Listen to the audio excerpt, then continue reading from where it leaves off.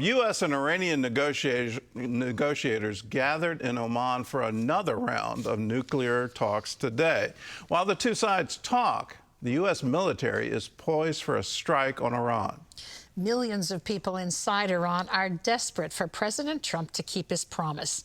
CBN's Chuck Holton reports from Armenia, where Iranian refugees are sharing their stories.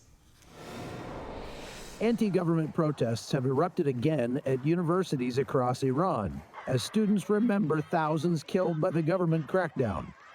Human rights groups say more than 7,000 people have been killed, although it could be many more. The Trump administration has responded with the largest U.S. military presence in the region in decades. The president asked me that this morning, and I don't want to use the word frustrated. It's almost because he understands he's got plenty of alternatives. But it's curious. He's curious as to why they haven't, I don't want to use the word capitulated, but why they haven't capitulated.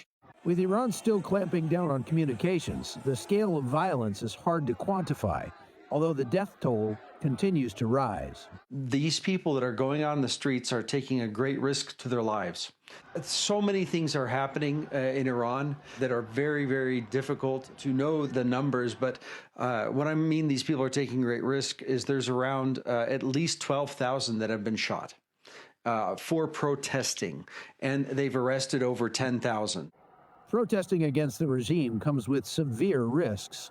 They start shooting people, shooting my friends, shooting my people, and that is the reason that I escaped. I just, for saving my life, escaped for saving my life. And so many people wasn't have that chance like me to get away out from Iran, and they get murdered. Some of them are in prisons waiting for executions.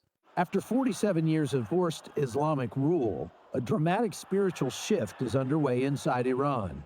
Most Iranians today probably will not identify with Islam. They've completely rejected it, and they're just being forced to live under this Islamic law, and they hate it. That's why they're saying we're done. They're not done with Iran, they're done with Islam and a terrorist Islamic state. Under Sharia law, converting to Christianity is punishable by death. If you become a Christian in Iran, the Sharia law calls for execution. Yeah. So if you don't be Christian, you have to first escape Iran to become a Christian. Despite decades of propaganda, ordinary Iranians hold no hatred for the West. We don't hate the United States. We don't hate the people of Israel. We don't hate nobody. Just want to live peacefully between the other nations. And this is what really Iranians are, not what IRGC is trying to show to other nations. With unarmed civilians facing drones and gunfire, many are pleading with President Trump to strike.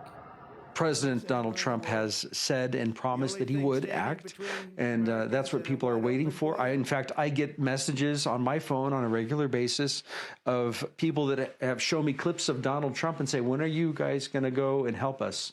You said you're doing it. Our people are being killed. Please come and help now. As nuclear talks continue in Geneva and U.S. forces surge into the region, 80 million Iranians are hoping for more than a deal. They want the regime that has brutalized them for nearly half a century to end. From Armenia, I'm Chuck Holton for CBN News. Now, it's time for this regime to end. I don't see negotiations with them ever working. They've never kept any one of the agreements that they've made through the years. They've always, behind the scenes, have been looking to acquire a nuclear weapon. We know exactly what they want to do when they get it. They're going to put it onto one of their ballistic missiles, and they're going to fire it at Tel Aviv. Let's take them at their word. They think Israel is the little Satan, and you and I are the great Satan. The wonderful news is the people have completely turned against them. And when you see these protesters, you see them, your heart goes out to them. Their own government, their own military is firing on them and killing them by the tens of thousands in the streets, putting them into prison, having very public executions where you're hanged in the square as a deterrent from anyone else trying to protest against the regime. It would be great if this terror regime were no longer operating. That means there wouldn't be a Hezbollah, there wouldn't be Hamas. I mean, the ideology would go on, but they wouldn't have the funding and they wouldn't have the weapons to actually execute on their twisted theology. It's time to end this murderous Islamic death cult and say, no, we want to live in a free world.